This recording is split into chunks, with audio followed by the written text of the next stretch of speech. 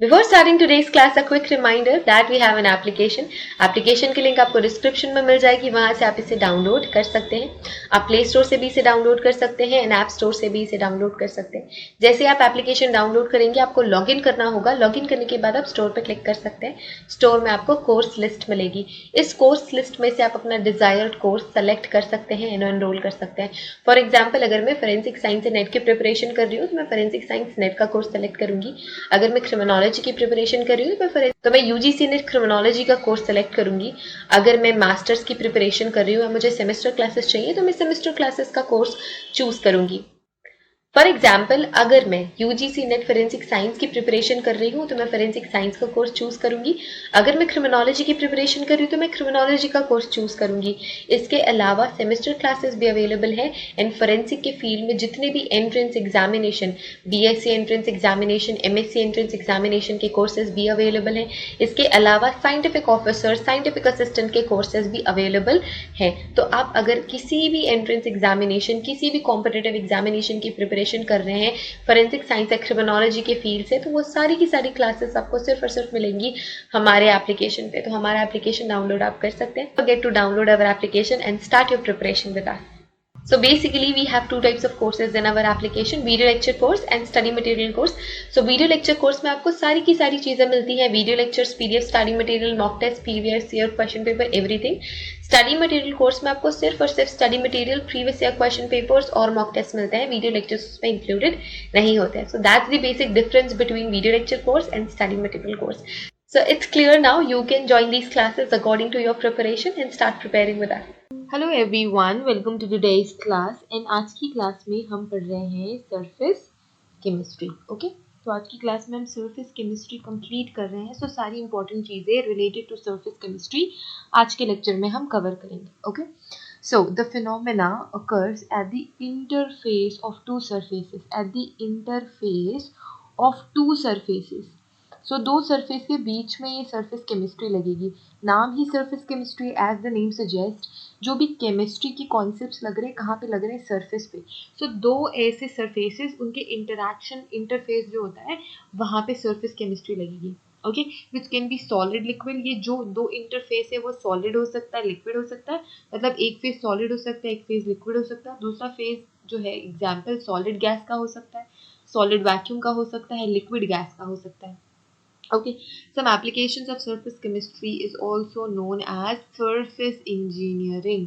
So कुछ ऐसे applications भी हैं जिसमें हम surface chemistry को as a surface engineering भी पढ़ते हैं. इसके साथ ही साथ we have different types of phenomena taking place on the surface of substances, which is adsorption, heterogeneous catalysis, corrosion and crystallization. तो ये सारी की सारी चीज़ें पढ़ेंगे. ये सरफेस में ये सारी चीज़ें होती है. एड्जॉर्प्शन एक ऐसा फिनोमेना है जो सरफेस में आपके होता है. ठीक है, सो एड्जॉर्प्शन एंड एब्जॉर्प्शन में डिफरेंस बहुत ही ज़्यादा इंपॉर्टेंट है. जो एब्जॉर्प्शन है वो डिफरेंट फिनोमेना है, एड्जॉर्प्शन डिफरेंट फिनोमेना है. एड्जॉर्प्शन में क्या होता है, जो भी दूसरा फेज है वो नेक्स्ट फेज के सरफेस पे स्टिक्ड रहता है. इसे हम कहते हैं एड्जॉर्प्शन. एब्जॉर्प्शन में तो सारा अब्जॉर्ब हो जाता है, राइट. यहाँ पे अब्जॉर्ब नहीं होता, सिर्फ और सिर्फ स्टिक्ड होता है. So of course it is a part of surface chemistry. तो adsorption, heterogeneous catalysis, corrosion and crystallization, ये सारे के सारे इंपॉर्टेंट फिनोमेनास हैं आपके सरफेस केमिस्ट्री के. अब हम क्यों पढ़ रहे हैं surface chemistry? What is the application of surface chemistry? तो आप ये कह सकते हो कि सरफेस केमिस्ट्री जो है वो इम्पॉर्टेंट है in catalysis, colloidal formation, electrode reaction and chromatography. ठीक है, सो क्रोमेटोग्राफी में आप एड्जॉर्प्शन का फिनोमेना देखोगे. ठीक है, सो एक एक करके पढ़ते हैं. Catalysis, colloidal formation, electrode reaction and chromatography. ठीक है, सो कैटालिसिस में क्या होता है, आपको सबको पता है कि what catalysis is. So catalysis क्या होती है? किसी भी रिएक्शन, जब कोई रिएक्शन रन होती है तो उसमें बिना इंटरैक्ट किए उसकी स्पीड इंक्रीज कर देना इस कैटालिसिस. ठीक है, ये प्रोसेस कैटालिसिस कहलाती है. एंड जो भी ऐसे एलिमेंट्स हैं जो रिएक्शन को फास्टन करते हैं उन्हें हम कहते हैं कैटलिस्ट्स. ठीक है, ऑल रिएक्शंस और reactants need to overcome certain energy. एक एनर्जी को ओवरकम करना होता है, better known as activation energy. ठीक है, एक एक्टिवेशन एनर्जी की भी जरूरत होती है in order to start a chemical reaction.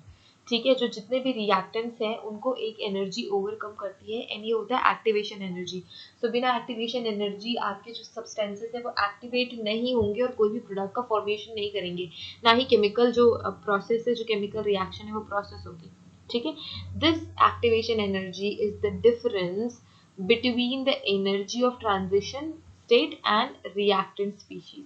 तो ये जो एक्टिवेशन एनर्जी है, ये याद रखेंगे, जो एक्टिवेशन एनर्जी है, this activation energy is nothing but the difference between energy of transition state and reactant species. Okay, some reactant molecules have enough kinetic energy to overcome this barrier whereas others don't. So कुछ ऐसे होते हैं जिनको ये जो energy barrier है, एक energy की जरूरत जो पड़ती है, फॉर एग्जाम्पल आपने स्कूल में एडमिशन लेना है, ठीक है, लेट्स से आपको अपने बच्चे का स्कूल में एडमिशन कराना है। अभी आप सब बच्चे हो, I know, but let's assume कि आपको अपने बच्चे का एडमिशन स्कूल में कराना है, तो एक मिनिमम ये क्राइटेरिया होता है कि आपके बच्चे को 3 साल का होना चाहिए। ठीक है, तो अभी तो प्ले स्कूल भी भेजने लगे हैं, so forget that. So let's say एक क्राइटेरिया है कि 3 साल का बच्चे को होना ही चाहिए, बिना 3 साल के आप स्कूल में एडमिशन नहीं करा सकते। सो अगर 3 साल का बच्चा है, if my baby is of 3 years, मैं उसका एडमिशन इजीली करा दूंगी। एंड जब वो 3 साल का नहीं है एंड मैं चाहती हूँ कि उसका एडमिशन स्कूल में हो जाए, तो वो नहीं हो पाएगा। सो ऐसे ही किसी भी केमिकल रिएक्शन के लिए एक सर्टेन अमाउंट ऑफ एनर्जी की जरूरत होती है, जिसे हम कहते हैं एक्टिवेशन एनर्जी। कुछ ऐसे मॉलिक्यूल्स होते हैं जिनके पास ये एक्टिवेशन एनर्जी ऑलरेडी होती है, कुछ ऐसे मॉलिक्यूल्स होते हैं जिनके पास ये एक्टिवेशन एनर्जी नहीं होती। एक्टिवेशन एनर्जी वो मिनिमम एनर्जी है जहाँ से रिएक्शन जो है, केमिकल रिएक्शन शुरू हो रही है। Okay, not all the reactants reactions happens at the same rate in general condition. So general condition में ऐसा तो है नहीं कि जितनी भी reactions होती हैं वो सारे के सारे एक जैसी हो या एक ही रेट पे हो। Okay, certain reagents are added which lower the required activation energy for the conservation of reactants to product conversion, sorry conservation बोल दिया मैंने, conversion। तो जब केमिकल रिएक्शन होती है, तो जो आपके रिएक्टेंट्स होते हैं वो किस में कन्वर्ट होते हैं, प्रोडक्ट में कन्वर्ट होते हैं, है ना। जब आप रिएक्टेंट्स लेते हो, रिएक्टेंट्स प्लस रिएक्टेंट्स, ये किस में कन्वर्ट होता है, प्रोडक्ट, राइट। ये एक जनरल रे डायग्राम अगर हम बनाए तो इसमें क्या होता है, जो रिक्वायर्ड एक्टिवेशन, कुछ आप ऐसी चीजें ऐड कर सकते हो जो कि जितनी एनर्जी की रिक्वायरमेंट है वो कम हो जाए और आपके जो रिएक्टेंट्स है वो किस में कन्वर्ट हो जाए, प्रोडक्ट में कन्वर्ट हो जाए। These reactants are known as catalyst। और ये जो आप छोटी छोटी चीजें ऐड कर रहे हो, जो आपने यहाँ पे ऐड करी, ठीक है, लेट्स से आपने क्या किया, ऐड किया, लेट्स से कैटलिस्ट लिखते हैं।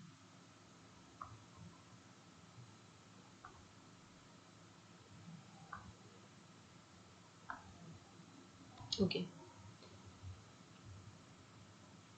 जैसे ही आप कैटलिस्ट ऐड करोगे, जो इनकी मिनिमम रिक्वायरमेंट है एनर्जी की, वो क्या हो जाएगी, रिड्यूस हो जाएगी, एंड जो आपके रिएक्टेंट्स है वो प्रोडक्ट में कन्वर्ट हो पाएंगे।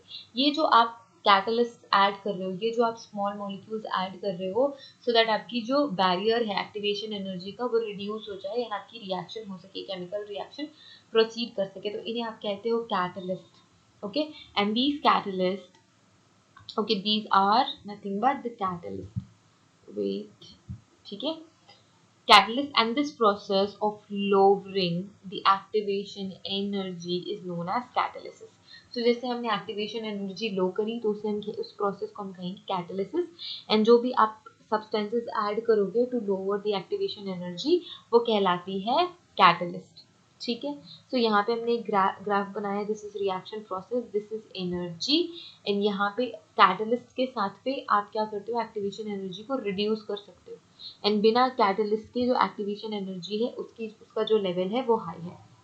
Okay, catalyst of chemical reaction increases the rate of chemical reaction। yes, जो कि कैटलिस्ट हम यूज करते हैं वो क्या करता है, it increases the rate of chemical reaction, the rate of chemical reaction की रेट को इंक्रीज कर देता है।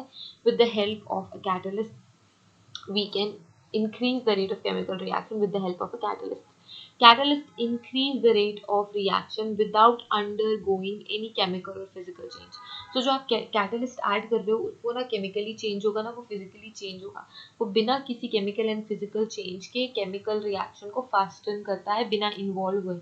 इसीलिए हम कहते हैं केमिकल रिएक्शन में बिना इन्वॉल्व हुए जो कैटलिस्ट है वो आपकी केमिकल प्रोसेस जो केमिकल रिएक्शन है उसको फास्टन करता है।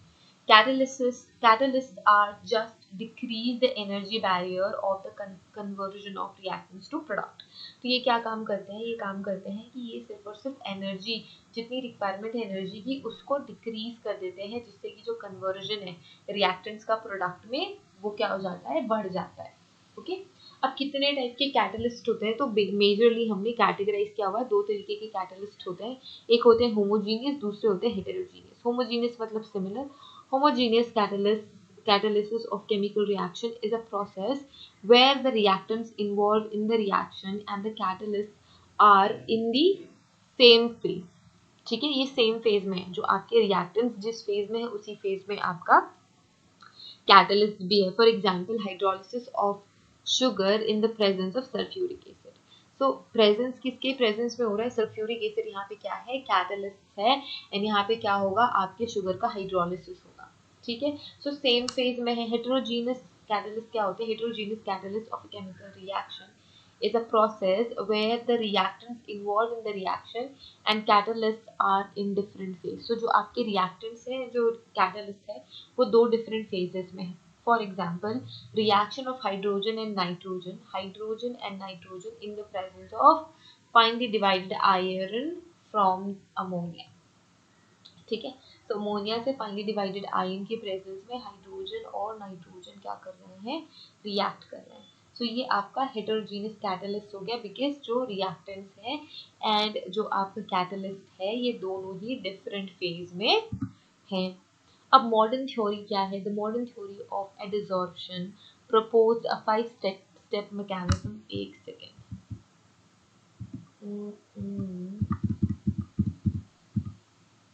यहाँ पे हमने कंप्लीट कर लिया हमारा कैटलिस्ट। अब हमने जो